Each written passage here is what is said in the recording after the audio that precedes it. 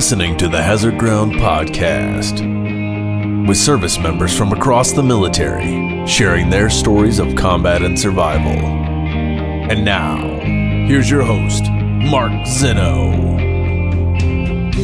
Welcome into the Hazard Ground Podcast. As always, we appreciate you joining us each and every week. Thanks so much for being part of the Hazard Ground community. Wanted to remind you guys, before we get off with this week's episode, a couple things we need to do. Get you guys on iTunes, leave us a rating and a review. Also, check out all the social media sites, Facebook, Instagram, and Twitter. Keep up with the show. Keep up with what we have going on. Want to remind you guys about our Amazon promotion. This is a big deal for us, and it's helping out veterans everywhere, and here's what you do. Go to our website, hazardground.com, and click on the Amazon banner right in the middle of the homepage. Do all of your normal Amazon shopping, whether it's business, personal, fun, whatever it may be. If you do that, a portion of what you spend will be given back to us here at the Hazard Ground, and we take that and donate that to some of the amazing veterans charities that you've heard here on the Hazard Ground. In fact, due to our Amazon promotion, we've been able to give back to our first veterans organization. So we're so proud of that, and we're so thankful that you guys have helped us do that each and every week by going to hazardground.com, clicking on that Amazon banner. Also on hazardground.com, click on the sponsors tab, go through all of our sponsors, support them because they support us. And by supporting us, you're supporting some great veterans charities and veterans organizations all across America. Again, on iTunes, just a quick rating and a review. Doesn't have to be much. Certainly helps us out and grows the popularity of the show. Now on to this week's episode. Joining us this week is a retired specialist in the United States Army who was wounded in Iraq in 2005. She competed in the Miss Veteran America in 2013, and she's also working with an organization called Final Salute, Inc. It is Marissa Strock here on the Hazard Ground Podcast. Marissa, welcome. Thank you for joining us. Hi, thanks for having me. So incredible you got to compete in Miss Veteran America. That's something I learned that I did not know actually existed. So I'm curious to hear about all that and how you got to where you're doing now with Final Salute, Inc. But let's go back to the beginning. How and when and why you signed up for the Army. So I signed up for the Army in in November of 2004.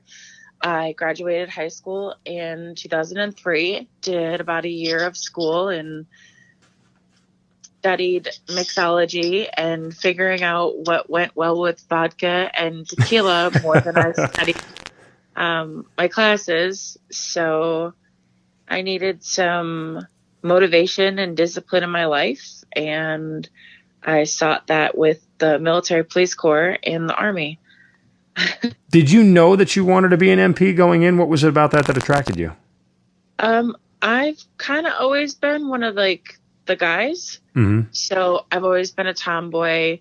I used to hang out with my brothers and their friends. And so, I mean, I was girly girl occasionally with my female friends, but 9 times out of 10, I was doing boy things. And so when it came down to picking a job and he gave me a list, and I basically looked at my recruiter and I said, which is the one that's going to get me closest to the action? Which one's going to get me doing the most fun stuff? Because I've always been a thrill seeker. And so he kind of narrowed it down and said, this one, or this one. And I narrowed it down to basically EOD or military police. And I joke about it and say, I decided military police because if it was going to come down to it and I was going to get blown up, it wasn't going to be because I cut the red wire instead of the blue wire. It's kind of, I mean, it's funny now that you say it that way, obviously. Yeah. Well, it was a little bit of, what is that? The foreshadowing, maybe? Right. I don't know. So what did your family say? I mean, obviously this is, both wars had already kicked off. Were there any objections? Yeah, I think everybody knew by that point that telling me no was the fastest way to get me to do something. So, I'm a Taurus. I'm 100% the most probably stubborn human being anybody in my life knows. Once I've set my sights on something, I'm going to do it. It doesn't really matter what other people think. I think my mom didn't really want me to do it, but knew that it was going to be the best thing for me at the time. I wasn't very focused on anything but partying with my friends. And I think that she was worried, the difference between, the high school cheerleader and the decent student and the all around good girl to partying and drinking with my friends and going out and doing stupid things and getting in trouble, probably scared her a little. So sure. So when you make this decision and you're talking to your recruiter, I mean, do you realize how close you are to getting to combat? I mean, obviously, I guess recruiters kind of tell you a bunch of different things, but being with the MPs and everything, you had to know that as soon as you were done training, you were probably going somewhere, right? I probably should have. But I think, I was 19 when I did it, and 18, 19-year-old kids, we're all kind of dumb. So I don't really think that I don't know if it was that I'm invincible, it's never going to happen to me attitude, or if it was just I was focused on getting myself to a better position, or if I was just all around ignorant to what was actually going on in the world at the time, which I definitely don't think it was that. My whole family, like my whole father's side of the family, my mom was in the military, my mom's father was in the military, my dad's father was in the military, a couple of my uncles were in the military, my older brother was a Marine, and anybody who wasn't in the military was some kind of public service, police officer, firefighter, EMT. So I don't think I was ignorant to what was actually happening. I think I just didn't. I don't think I really thought it could happen to me. Right. What did your brother say? He was already a Marine. I mean, at this point in time, he probably likely had already deployed, no? No. Oh, really? He joined 2001. He's my half brother. Okay. So, we were in contact, but we weren't extremely close. Sure. Okay. That makes sense. He joined as a refrigeration something specialist, and I don't think he deployed. I think he ended up hurting his back before he could go anywhere, and then coming home shortly after 2000, shortly after 9/11. Gotcha. Okay. So you head off to basic training. Do you have any idea what you're getting yourself into? Is this overwhelming? No, I had no idea. And my recruiter was awesome. He prepared me as much as he could have, but I think the way that he did it, he kind of left me in the dark a little bit. But I think if he hadn't, I think I would have gotten scared, and I think I would have gotten not scared. I think I would have gotten overwhelmed and been worried that I couldn't handle it. So I would have backed out of it before I left. Were you physically fit going into this? Did you realize how much that would be a challenge, or was it not a challenge? I have never, ever, ever, ever in my life ever been able to do push-ups. You could hold a gun to my head, and push-ups are the bane of my existence. I don't know if you've seen pictures, but not that there's photos of my chest on the internet, but I'm top heavy. Top heavy. Yeah. I think that's the PC way of saying it. Sure. And so if I went down and my boobs touched at all, I went down too far. If I went down and my boobs didn't touch, I wasn't going down far enough. Oh, so wow. By the time I could get 3, I got really sick of hearing, 4. By the time I got enough, quote unquote, real push-ups, I had probably done more friggin' push-ups than half the girls that were getting hundreds in their push-up on the PT test. So it is what it is. But I ended up, I left Iraq with a 16-minute 2-mile run in skateboard sneakers in 100 and something degree weather. Atta girl. Good job. So where I didn't shine in some areas, I more than outshined in other areas, and push-ups really weren't my thing, but I rocked my 50 cal to my truck on a daily basis with all of my gear by myself in one trip. So that's awesome. I mean, it's great to hear, that how you overcome adversity and things of that nature. Certainly everybody who listens can relate to that. So Is there any point during basic training where you're like, I made a bad decision? Why did I do this? Yes, but it wasn't because I was worried about not being able to finish or worried about what was going to happen once I actually got into the military. I got a letter from a friend of mine back home, and he was struggling with some things and dealing with some addiction stuff.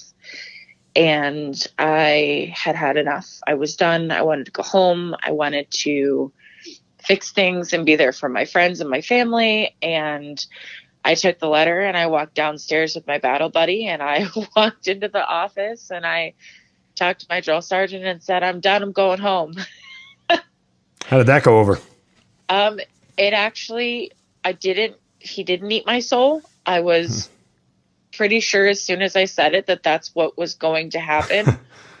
And he basically looked at me and said, Strock, you're doing this for a reason, and you're where you're supposed to be, and you're doing more for him here than you ever could at home, and you need to finish this as much for yourself as you do for him. Did that resonate with you at the time? I don't necessarily think that I believed him, but I think I recognized the fact that there wasn't an option. It was either finish what I was doing, or I'm not sure if I can swear or not, but go for it. Okay. I could either finish what I was doing or I could shitbag my way out of it. And I chose to finish what I started because, duty, honor, all that other stuff. And, I didn't want to let myself down. I didn't want to let my family down. And I think a part of me recognized that me finishing this was like virtue signaling kind of for him, that like, if I can get through this, that he can get through what he's going through. Mm-hmm. We're still friends and he's clean. So whether I had, my service motivated him or he figured it out another way, I didn't screw up my life to help him fix his, and he still was able to fix his. So that's good. That's inspiring. It's great to hear. Yeah. Let me ask you, you said you're always one of the boys, and, just the nature of the military, and, for those listening, we try as often as we can on the Hazard Ground to get as many females as possible, but just given the demographics, the military is only 13% female, so it's really hard to find them. Did you ever feel like, as a female, you were out of place at any time? All the time. Really? Well, okay, so I feel like I answered that a little too fast. Yes and no. I knew going into it, I went into the military with the mindset of I'm a woman and I'm going into an MOS where I'm going to be like, so I got into basic training, and within the first 3 weeks of basic training, our drill sergeant looked at us and he point blank said, look to your left and look to your right.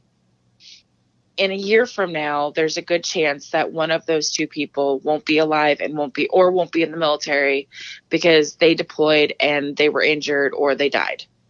Wow. That's a very somber thought. But it was the truth, because like I deployed 42 days out of training. Wow. Yeah. And so, basic training's like 9 weeks. Basic training for us was 12 weeks. And then I had 26 weeks in total, I think. Right. After AIT? I got, cause we did OSIT training. Okay. So I got to Fort Lewis I left on the 4th of November 2004. Yay, election day. And then I graduated basic training on the 1st of April. So with the 2 weeks figure 2 weeks for Exodus and then 2 weeks for, what's the thing right before? Oh, brain fart. I mean, you get leave, right? I mean, yeah. Well, there's no. I didn't get any leave after because I had taken it during. I'd taken my 2 weeks for Christmas. Gotcha. During Exodus, got you. So there was like the in processing before basic training, and then from basically a week after the 4th until April 1st, I was in training. Okay. And it was basically at the point where he had said, you know, you guys are going to deploy. It's not an if you'll deploy, it's when you'll deploy. Did that scare you? No. I remember hearing it, and I don't remember it affecting me. Like, I don't know how else to explain it. I think it's kind of like going out on mission. The first time you leave the wire, I think you're a little bit nervous because you don't really understand or know what to expect. But then, like, the next day, you're not nervous because you know what's coming. And a little bit, you know that being scared and being nervous is going to get in the way of your training. Mm-hmm. So it's kind of one of those things you just kind of swallow it and put it away. They didn't really let it affect me, but toward the end of training, I started having issues with my hips, and I wanted to go to sick hall. I wanted to go so bad. I couldn't do anything. Moving my legs hurt. And then when I got to my training or to my actual duty station, we were running for PT, and the acting first sergeant stopped me, and she said, "Strock, what's wrong with you?" And I was still running, and I was like, "Nothing, first sergeant, I'm good." You know, and I mean, these are not exact words, and basically she stopped me from running. I looked like a monkey trying to screw a football. You could tell that my gait wasn't right, that I was in pain. I was limping on both sides. She said, "What's wrong with you?" And I tried to say nothing, nothing, nothing. I didn't want to be that girl that showed up on the first day at a brand new duty station and said, "I hurt, I need to go to sick hall." I really think that I thought that I needed to be that extra bit of tough and have that extra bit of whatever because I was a woman instead of a man, and I needed to extra prove myself versus whatever. And then I ended up going to sick hall, and I had stress fractures in my hips that I had worked the last few weeks of training with and ignored and eventually deployed with. I deployed on a 45-day no run jump march. I was on a dead man's profile. I couldn't carry anything over 45 pounds. Did that bother you? No, it didn't. I didn't listen to it. No. I mean, like when I got to my actual unit, I clearly, like, I didn't leave the wire until my profile ran out. But I carried all my bags to the airport, and the guys offered to help me, but I only had to tell them once, and they were like, "Okay, cool." The guys didn't baby me. They didn't treat me as less than or anything, but they treated me like another soldier. Right. They didn't treat me any differently because I didn't present myself as this fragile flower that was broken and, oh, my femininity means that I can't function or do this because I have a V instead of a P. Right. Like, I'm sure had I said, hey, I'm struggling. This hurts me. Can you carry this? It wouldn't have affected anybody's outlook on who I was as a person or a soldier. But I wasn't willing to, as a brand new soldier who had just graduated basic training in AIT 42 days prior and was catching up with a brand new unit that I had never met 8 weeks into their deployment in a war zone, I wasn't willing to show up with other people carrying my gear. Sure, that makes sense. Did you see that sort of stuff from other females? Did it bother you if you did? At the time, I really didn't notice it. Looking back, I could probably call a couple of people out. Specifically one. And look, Marissa, the only reason I ask it, and again, it's the female perspective is different, and I don't say that in a pejorative, obviously. I just want our audience to understand some of the other challenges you had to go through. And I have this discussion with all the women who come on for the most part, because I'm just curious of how they view things. And the one thing I've learned over the course of, my nearly 20 years in the military and talking to females, it's strange how females in the military are most hard on other females. It's not the men who are hard on the women. It's the women who are harder on the women. So, and I was literally in the military for a year and 20 days before I got hurt. Mm-hmm. So my perception and my reality of being in the military is probably not a very accurate long-term sure reality. What I can say for myself is that my unit had 4 platoons in it. The actual element that I was involved in and met had 3. The 4th platoon had gone up to battalion to be their, I guess, their escort. I'm not really sure. It wasn't germane to what I was doing, so I didn't ask too many questions. I knew my position, and I was a peon, and nobody owed me anything. So when I got there, we had 3 platoons of probably between 30 and 35 people. Each platoon had between 3 and 5 females in it. I think total, our entire company had maybe 12 females, including a female XO or a female platoon leader.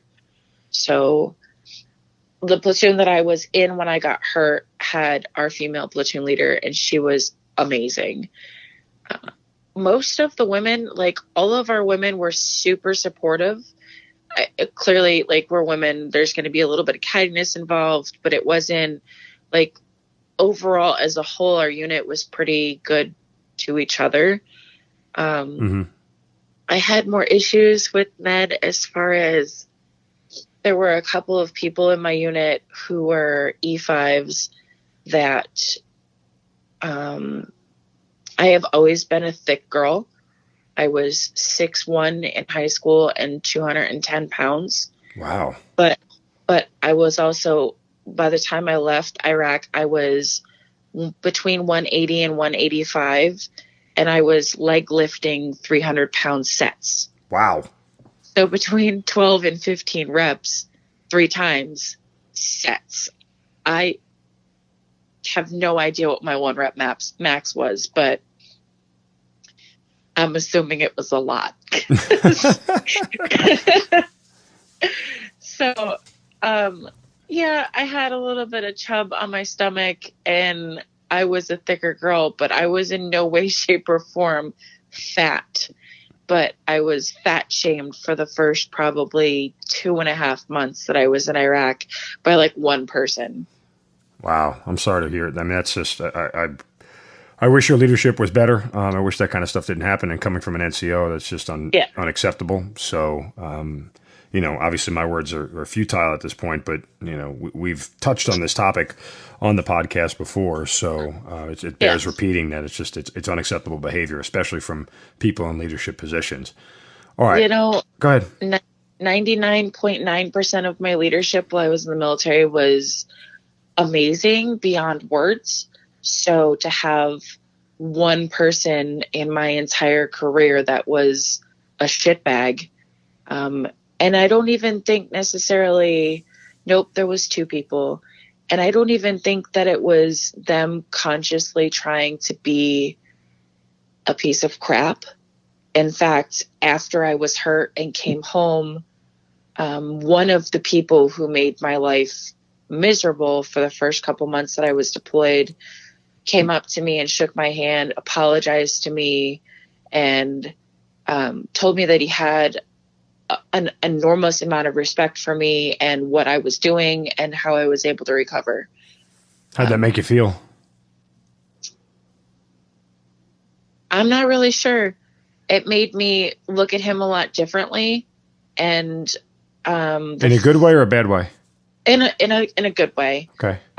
There were some things that came out about him later on that I found out that make me look at him again a little bit differently and kind of understand where he was coming from, and helps me make it a lot less personal what he was doing and saying than I had originally taken it at the time.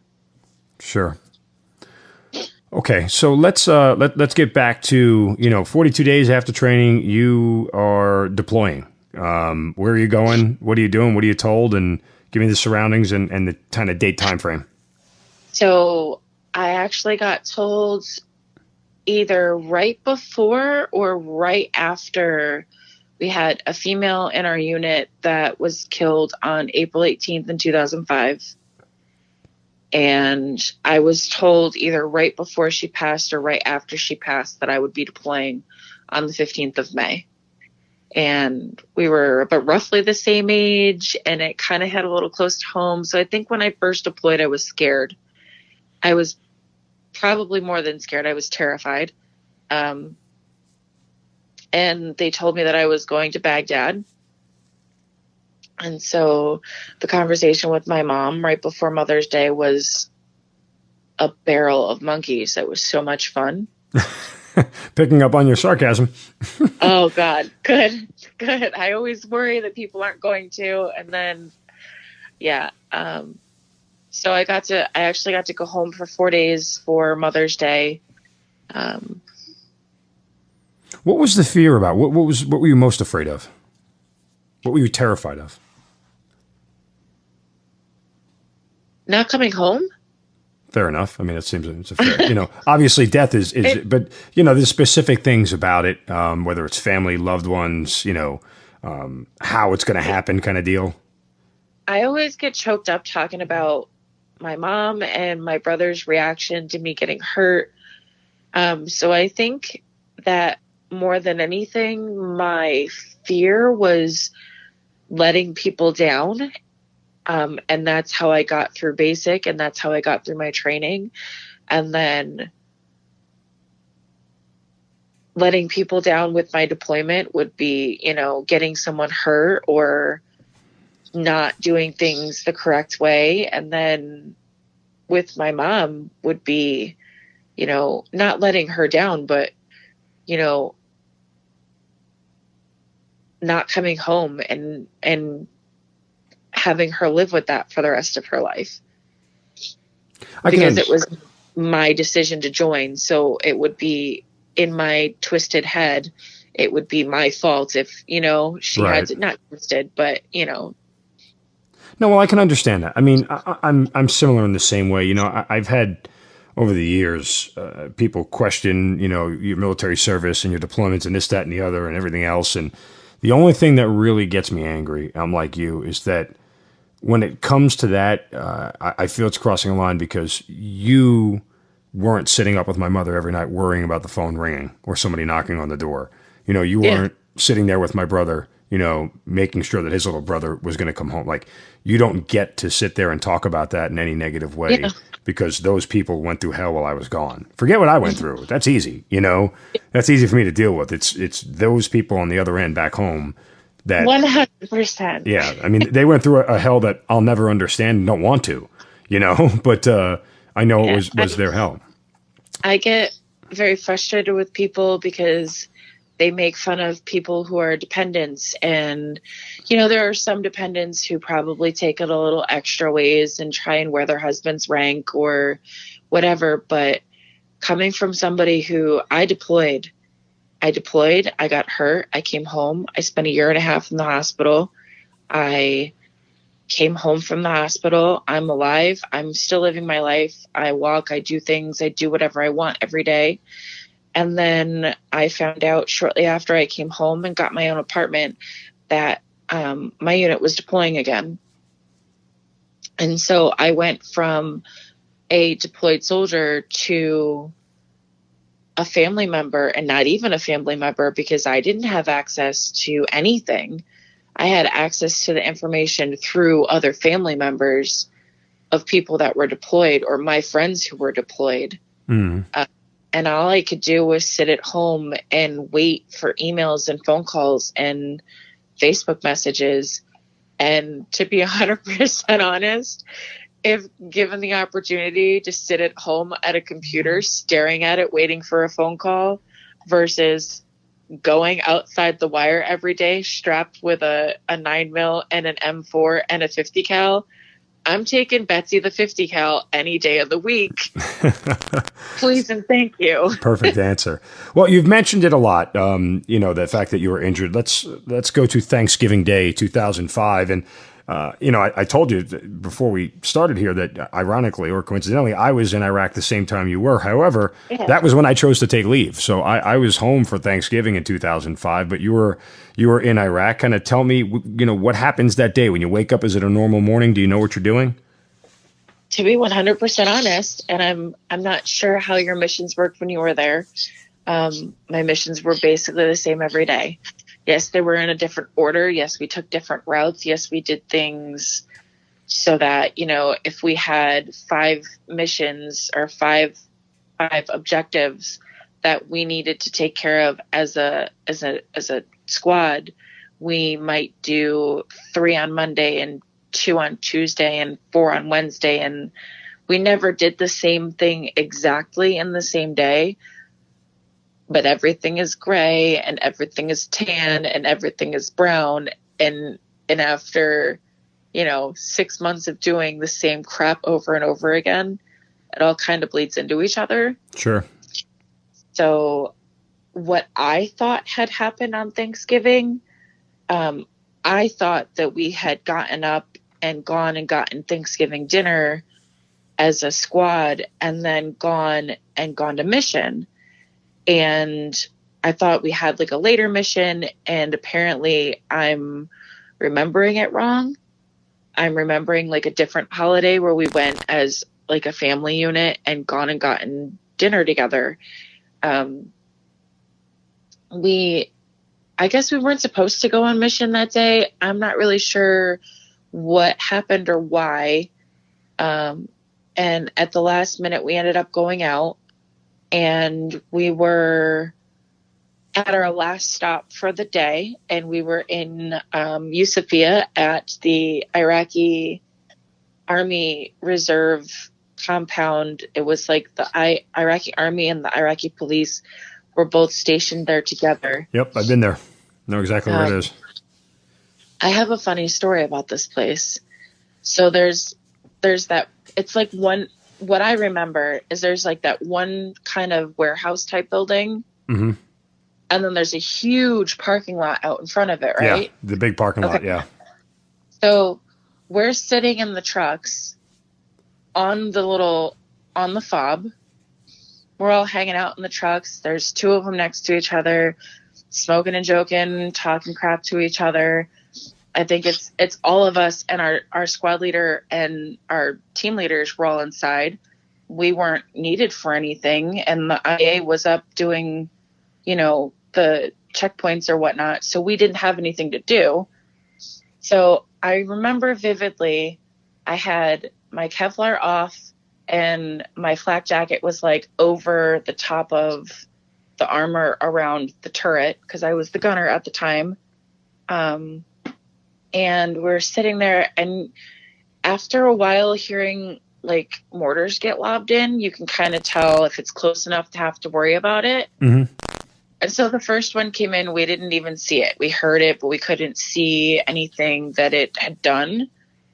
And so another one came in, and you could see the little cloud of dust that landed on the other side of the wall, but it was far enough. It was more than a football field away. We were like, oh, there's no way, 3 to 5. They're never going to walk that in far enough for us. The third one came in, it got a little closer, and we all kind of looked at each other like, maybe we should get our shit and get inside.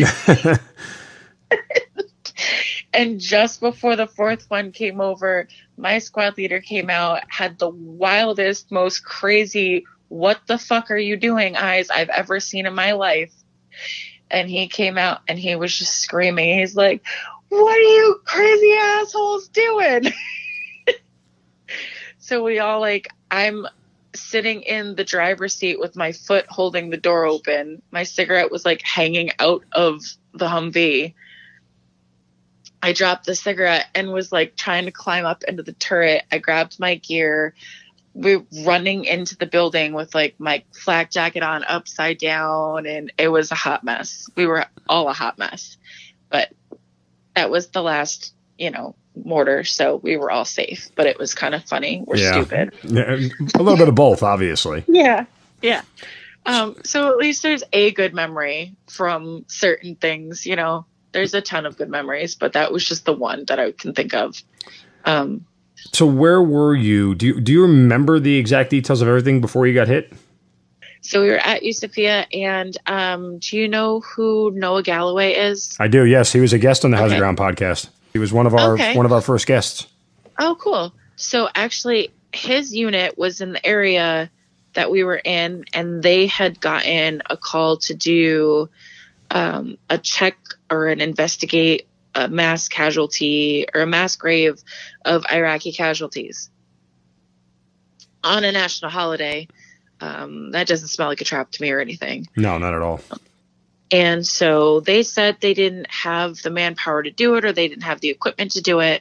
And so they passed it on to us, and we had trucks. And so we went, and we were traveling along Canal Road in the area on what I'm told was a black road. So we should never have been on it in the first place. And as we were driving down the road, we had 4 155s go off that were buried, stacked on top of each other and buried. And it detonated, from what I'm told, where the center console meets the dashboard on a regular SUV, but a little bit more under the passenger side than directly in the center. All right. So do you see the explosion or no? Or you don't remember it? No firsthand knowledge of anything other than I occasionally can recall yelling or screaming. I'm not really sure how I would characterize it. Maybe a little bit of both. And the smell of burning flesh isn't something that I ever remember smelling in my life. But even in the state that I was in, it's not something I will ever forget. So the explosion goes off. Do you know what happens to you? I mean, you're thrown from the vehicle, correct? Yeah, I was in the gun. So for some reason, I should have been sitting on the road. That was our our thing, was certain things, certain roads we were supposed to be down for. Right. I was up, whether I had stood up because I saw something, or I was standing up because I was standing up. But if I wasn't standing up, I I either wouldn't be here or I would be a double above knee amputee. Noah's unit, actually, he got hurt, and about a month after he got hurt, his LT called him and said, hey, that MP unit from Thanksgiving, there was a survivor and she's at the hospital. So I actually got pictures of the blast from him. Oh, really? Yeah. So what was it like seeing those? They're still really hard to look at. There's not much left of my truck. The turret, like the roof of the vehicle is whole, but there's like a front half of my vehicle and then a back part of the vehicle, and like the whole middle section where I should be standing just kind of doesn't exist. So you're in the turret. You have a driver, a TC. Anybody else in the vehicle? The driver, the team leader, and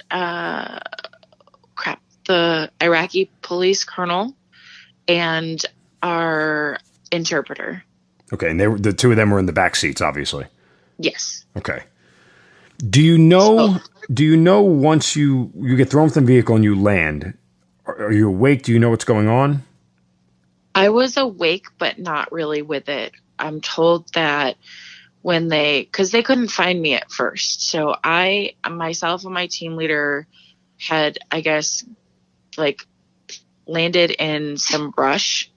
And so I came out of the turret. I was the lead vehicle, so I was facing forward.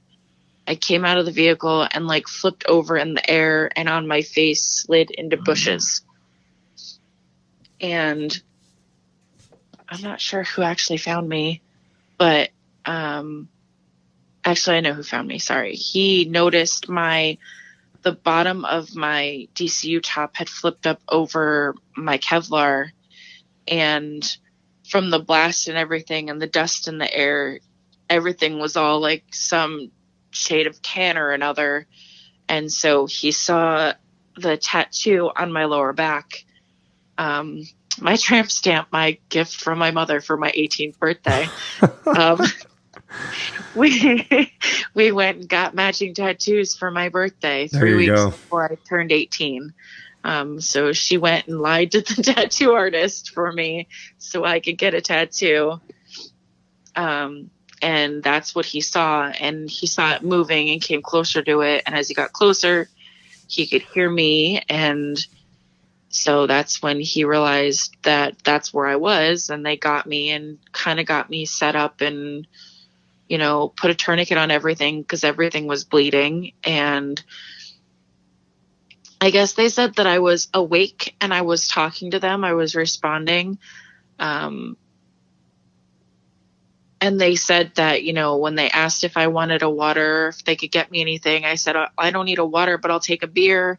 So I was like making jokes and whatnot, but I don't think I had any idea what was happening. Right. So the last thing you remember, what was it?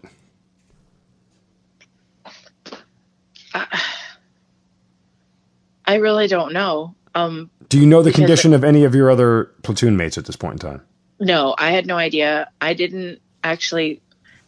I think I suspected, but they medically induced my coma in Baghdad because I have my head injury. My brain was falling into my skull. I was missing half my foot.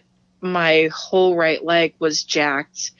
I was bleeding internally. I had lacerated my liver. My lungs were so bruised that I was having trouble breathing. And I literally broke every part of my body. You can't point to something and not be within inches of something that I broke. Do you know that your leg is in bad shape at this point? I had no idea. Okay. I didn't actually figure out anything until so they induced my coma in Baghdad. They took me out of it in Germany, but I didn't wake up. I spent 3 weeks and 6 days in a coma. uninduced. And then when I woke up, I was still so medicated and so confused and didn't really understand what was going on. And I wanted to go to the bathroom, and I didn't understand what a catheter was or why I would have one. I just wanted to get up and go to the bathroom. And at the time, I didn't have a left foot, and I was taken through the middle of my left shin, and my right leg was so badly damaged that I was in a fixator, and my ankle was completely shattered, and my heel was completely shattered. And so there was definitely no walking to the bathroom. Yeah. I mean, when do you grasp the magnitude of your injuries? I was trying to go to the bathroom and couldn't grasp the not going to the bathroom that I was good. And I, with my non-speaking trach in my right arm in a cast from fingertip to shoulder, tried to get up out of bed like 3 or 4 times because I wasn't hearing the whole just go to the bathroom, you're good. And my mom got up and put me back in bed a couple of times. And the third time she did it, because I like that little trapeze thing that they put over the top of your bed to help you like resituate yourself in the hospital bed. Right. I finally got sick of her not letting me do it.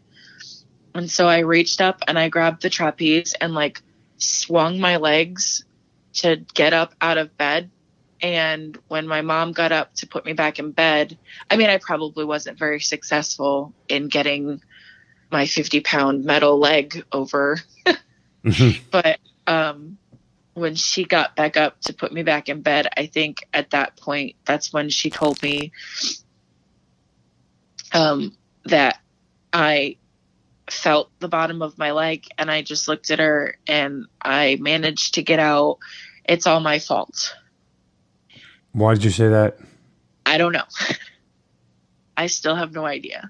I don't remember what happened. I don't remember how it happened. But I think survivor's guilt is something we all deal with when people get hurt. So, because I've had multiple conversations. I've had yearly conversations with Noah. I've had multiple conversations with people in my unit. There's no way that anything that happened could have been avoided. It was what it was. Wrong place, wrong time. Yeah. The only way it could have been avoided is if the person that sent us there used their common sense and decided that it was a trap that we were walking into. Yeah. What's your mom's reaction when you wake up? I mean, what is she saying? Is she crying, or is she, I mean, because you had been in a coma, as you said, for 3 weeks. So, I mean, is she relieved that you're up, or is she emotional? I was on so many meds. I thought I was in upstate New York. I was in Washington, D.C. I had no idea what was happening. I came out of my coma. I was in the ICU, and it was about 11 days before Christmas. She was leaving for the night, and I managed to get out a couple words. I think I told her I loved her as she was leaving, and that's how she knew that I was coming out of my coma.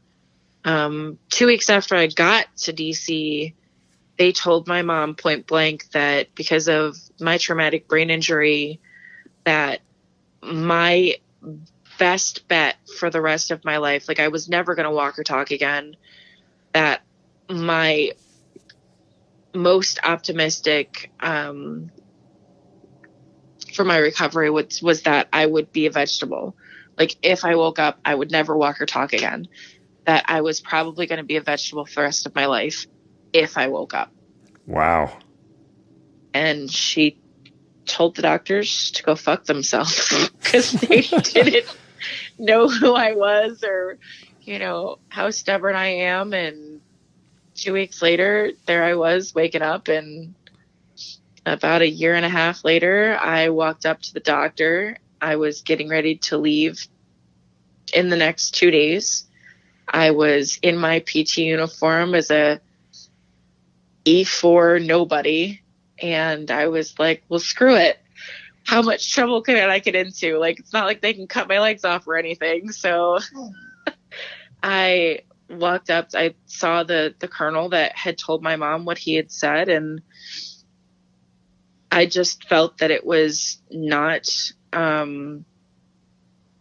maybe his delivery wasn't, I don't know at the time what I was thinking. I think I was just pissed that he would say something like that instead of, like, you're supposed to be giving her hope, but instead you're telling a woman, 2 weeks before Christmas that, her kid's never gonna, whatever.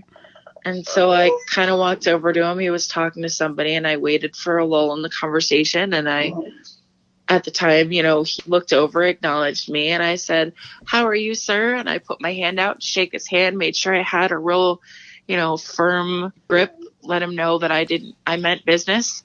And he was very confused because I walked up to him like I'd known him for years. And he was very confused. And I said, "I'm the vegetable." And he kind of just had this look wash over him. And I was like, "Have a good day." And I turned around and I walked away from him, and I've never seen him again. That's all kinds of awesome right there, Marissa. Yeah. I mean, that's, was your mother there when you did it or no? Yeah. She was? How proud of you was she? We walked into PT, and she's the one who noticed him because I had no idea who the guy was. And she's like, "That's the man that told me that you were never going to wake up." And I said, "Hang on a second." That's very well done. I love it. I really, that's fantastic. I appreciate it. Okay. So take me through kind of how you get to where you are now. I mean, obviously you've had to have more surgeries, correct? Oh God. I don't remember how many surgeries I had, but for a while I was having 2 surgeries a week. We were trying to save my right leg. And then it got to a point where they were washing out the infection, and they washed out part of the bone graft.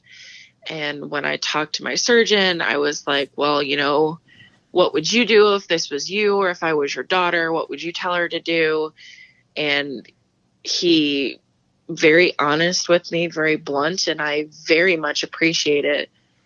This was a Tuesday evening, and he said, in all honesty, I would tell her to amputate it. There's every chance that we will try and save your leg for 2 years, and there's every chance that in the end we will be unsuccessful and have to amputate it anyway, because the bone graft was so large and my ankle was shattered. I'm sorry, my ankle was broken in a way that it would have been fused, and my heel was shattered. He said I would always be high risk for fracture because of the size of the bone graft, and then my ankle would be fused. So I would never get to wear like pretty girly shoes ever again. Right. And at that point I was just like, all right, well, I know I'm scheduled for surgery on Thursday. He said, well, if we're going to do the amputation, we'll move it to Friday. I said, well, is there any way to just do it tomorrow? 'Cause like, I don't want to make the decision and then get scared and back out. And what did he say? He said, no, absolutely not. He wanted me to talk to people and get their thoughts on what I should do and what I should do with the knowledge that I had and my injury and whatnot. And so Thursday he came back and he said, what are we doing? And I said, well, I'll see you tomorrow. I had my last pedicure and we're going to cut these pretty little toes off. And I had finger toes. They weren't pretty at all. So I really wasn't too sad to see them go. Plus my feet were a size 11. And I mean, now I have a size 9 and you should see my shoe closet. That's awesome. It makes me smile. Like, honestly, I pause because I just smile. Your outlook on it is amazing. I mean, there's a lot of different ways you can go with this sort of trauma, and you seem to take it all in stride, I think, which is very healthy. Yeah. When do you learn about your fallen comrades, and what was that like? So I learned about my legs and my injuries about a month after, maybe a little bit more after I came out of my coma. I'm not really 100% sure when I learned they had passed. But they were killed instantly in the blast, correct? So my team leader was killed instantly. I'm told it was a saw the flash, didn't hear the boom kind of thing.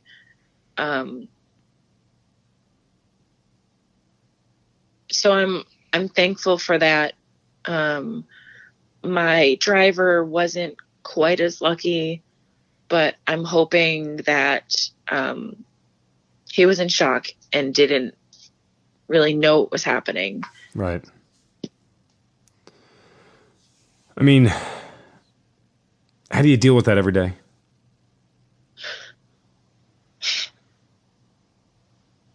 I don't really know. I figured out that they had passed not too long after. I think once the haze of my body got used to being on all of the medications and the pain medication and the this and the that and the things that were happening to me, my brain started asking questions, wondering, how come I haven't heard from anybody? I wasn't the only one in the truck. Where is everybody else? And so I asked my mom what happened and where they were and what I had heard from them. And she kind of looked at me and told me that wasn't a conversation that she was ready to have. Like, it wasn't a conversation for her. It was a conversation for my battalion commander. When do you get to have that conversation? She called him on the phone right then. She did? Okay. Was he back stateside or was he overseas at that point still? I want to say they were back stateside. So okay. I got hurt in November.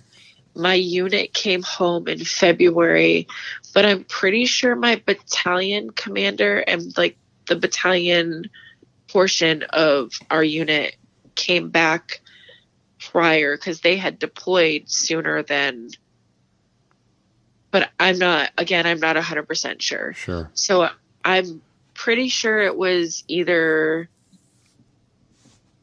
before the middle of February because I still had my leg. Gotcha. Okay. All right. So, you end up leaving the hospital, right? You walk out and you're starting your life over again. Do you know what you're going to do next? Do you know what the next steps are? Or is it just about healing and getting better? I had no idea what I was going to do.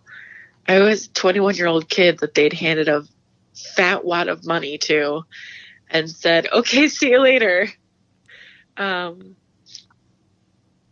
I was pissed, but I wasn't going to admit that I was pissed, and I was dealing with things, but I wasn't going to admit that I was dealing with things because I wasn't ready to. And they kept trying to get me to go in and talk to psychiatrists and do this, that, and the other thing. And I didn't want to. And in the end, it worked out for me because the guy that was the head of neuropsych when I was at the hospital was the crazy dude that shot up Fort Hood? Yeah. You're kidding me. I swear to God. Wow. At least that's what my mom said. I've looked it up a couple of times. I know he was there. My mom said that he was in my room a couple of times and she didn't like him. But I don't know. I don't have any firsthand recollection or knowledge of him. But I don't know. I wasn't ready to talk to anybody, and talking to people before you're ready for stuff isn't like productive. Yeah. Like, you're not going to force things out of me that I'm not ready to have forced out of me. Sure. All you're going to do is make me bitter and angry, and I'll handle it when I'm ready to. So how do you get to the point where you are ready? I think I was home. It was it was still nice out. I got my new apartment in August. It's probably September-ish. And I went to the VA, and I finally had gotten told one too many times that I was real short, or that I was edgy, or I seemed more angry, or whatever. I think one too many times. And I finally looked at my caseworker and I said, hey, is there someone I can talk to? And she's like, yeah, there's the vet center. And so she emailed the vet center, and it was really funny because there was a guy that I dated who's first sergeant. I had been like bowling and stuff with his unit.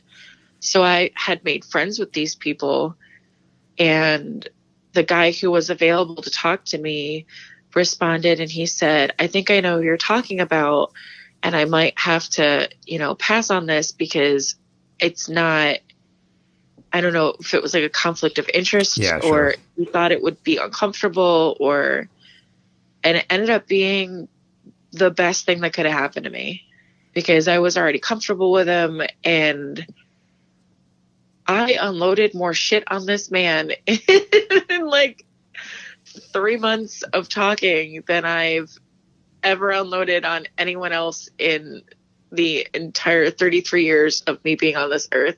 I swear to God. Wow. Well, listen, I mean, I just, your courage is impressive. There's no doubt about it. It takes a lot to get to that point, and we've discussed it a lot on the podcast. So I always like to, acknowledge people and let them know that, the courage it took to come to that decision is a lot tougher than people think. And there's a lot of other options out there other than choosing that road. And unfortunately, a lot of people do choose them, and it leads to a lot of bad things. And even Noah Galloway told the same story. He chose a lot of wrong things before he chose the right thing. And so, from that standpoint, when you get there, it's certainly worth acknowledging. So congratulations on that. Go ahead. I am definitely not at that point on a daily basis. I have my bad days. I have my good days. Things have not been good for me in the last few years. I'm pulling my head out of my ass, so to speak. But the way I looked at it when I got told that my unit had passed was, the goal of the person who set the bomb up was to kill everybody in the vehicle, and they didn't. And for me to roll over and die or hurt myself or not live every day would be like me spitting in their family's face and taking a piss on their grave. And I don't have it in me to be that much of a disrespectful piece of crap.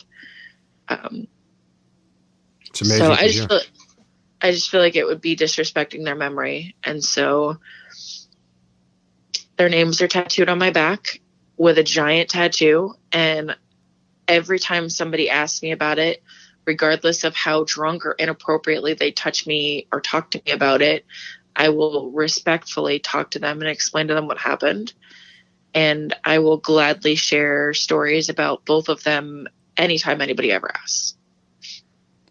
Marissa, I think you've done an amazing job at compartmentalizing all this and keeping it in a place where you can deal with it. And the way you pay your respects to your fallen comrades is honorable. And I mean, powerful words. And I think you have a wonderful outlook on it. I would tell you that just in the experience of doing this podcast a lot, everybody handles these things in their own way. And if that's what, works for you, continue to do that, because it's the only way you can keep yourself going, and whatever that is, then that works. And so, I know it sounds silly, but like, I'm proud of you. I'm proud that you can get to that point, and we don't say that enough to each other, because to get to that point is tough, and it's hard work, and you've had to go through hell and back, not only once physically, but then twice again mentally. And so recognizing that, I think, is important. So again, from that standpoint, I'm proud of you. Thank you. So tell me about Miss Veteran America. Oh, good Lord. I can't even. It's so much fun. God, I've never been that nervous. I can't remember ever being that nervous. So 2012, like I said, Sue Downs was asked to judge something, and she was an amputee who got hurt right before I left the hospital to come home. And she called me and said, "Hey girl, this is going on. I want you to come up and check it out." And October, for whatever reason, for me is always like a super busy year or month. And I think that month I literally had an event like the last weekend in September, the first 2 weekends in October, and like the third or final weekend in October. It happened to fall on the one weekend that I didn't have anything going on, but I was just so exhausted that I was like, I physically cannot. Or it happened where it was falling on a weekend and it was one day and I was here some other day and I could have traveled, done it, but it just wasn't. It was too much. So I ended up not doing it. And she talked me into competing the next year. And at the very, very last minute, I wasn't paying attention to what I was doing in my email address. I have 2 email accounts. I have my professional email that I send to people that I am trying to have some form of a professional reputation with, or like whatever with. And then I have my other email that I set up with my friends that I, send junk mail, send subscriptions and stuff to. And I sent the email that I was interested in joining. And as I hit send, I was like, oh my God, no! Because I went back and I checked and I didn't sign up with Marissa Strock. I signed up with Sexy Stumps 13. It's an awesome screen name. that was my first introduction, I guess, to the women running this organization. So fast forward to regionals, I drive up and I get to regionals, and they're held at the Women's Memorial or at the time they were held at the Women's Memorial in Arlington. So there's the East Coast regionals and the West Coast regionals, and then they have the finals, and then they have the next day is the actual event. And so I got there. I was all excited. I was waiting to see Jazz Booth. She's the woman who started this all. And then I was excited to see Sue that I hadn't seen in years. And I got there and Jazz walked up to me and she was like, "How you doing, Sexy Stumps?" And she gave me a hug and she was picking on me. She's like, 13. Was there really like 1 through 12 was already taken? And so we were talking about it. I said, "Where's Sue?" And she was like, "Yeah, no, she's not going to be here." And I was already there. So I figured, what the hell? And I competed and I met an incredible group of women who I'm still friends with and made the top 25. And so back up to Virginia I went in October, and in the process of doing this, they judge you on advocacy, on your talent, and then something else, and I totally forgot.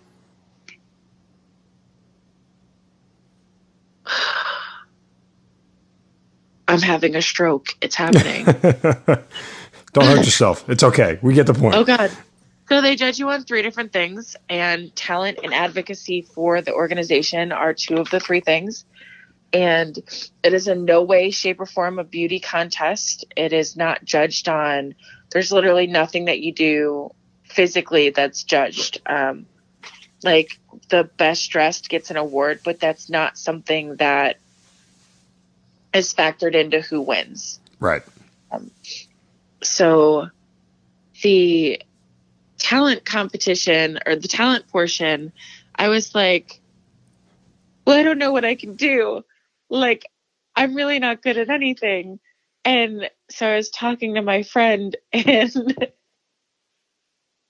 I don't know if you can use this in your show, and I don't really know if this is the thing that I really want everybody to know, but I was like, I'm only really good at 2 things, and it's a family show, so I'm pretty sure they're not going to let me shoot guns on stage.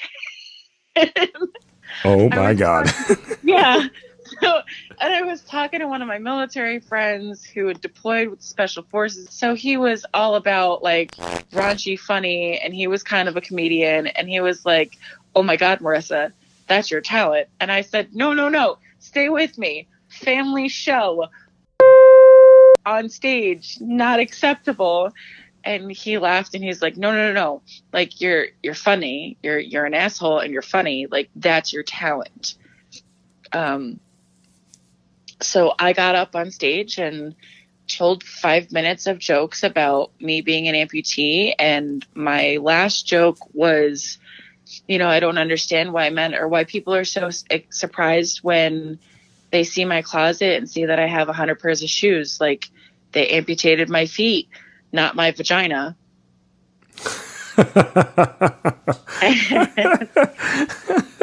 Makes sense when you put it that way. Yeah. And just like just now, it took everyone in the audience that second of like registering what I had just said. Right. And that 1 second of silence was the most terrifying second of my entire life. That is great. I just said vagina on stage in front of 200 people, and then all of a sudden they erupted and I walked off stage to a standing ovation. That's great. So yeah. That's awesome. It makes me smile. Yeah. Marissa, your story makes me smile. Like, I just, and maybe it's just your personality about the whole thing, but it's great that you can take as much of this in stride as possible, but it's also great that you seem to have a really good outlook on what's next. I mean, we've said it before, there's a lot of different ways this can go, but you continue to remind yourself about choosing the way you want it to go as opposed to letting it choose you. Yeah.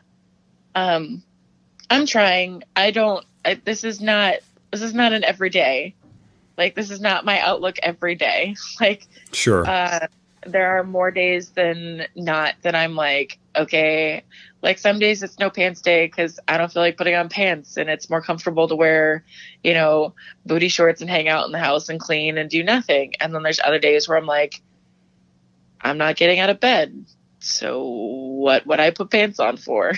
Right. But yeah. Well, look, I mean, again, what you've gone through, I think you're a courageous individual. I commend you for your dedication to yourself and making sure you get better, and also, your dedication to remember those you lost, and just continuing to live your life as best you can each day, and not letting one day that's bad fold into another day that's bad. And from that standpoint, I think you've taught us all a valuable lesson. And, I wish you nothing but the best going forward, and continue to keep everybody laughing. Oh, thank you very much. Marissa Strock, thank you for being part of the Hazard Ground. Oh, thank you for having me. You've been listening to the Hazard Ground Podcast, hosted by Mark Zeno and produced by Matt Pasquarella. If you have an interesting story to tell and you'd like to be on the show, send us an email at hazardgroundpodcast@gmail.com. And if you like the show, don't forget to subscribe, rate, and review on iTunes. Thanks for listening. We'll see you next time.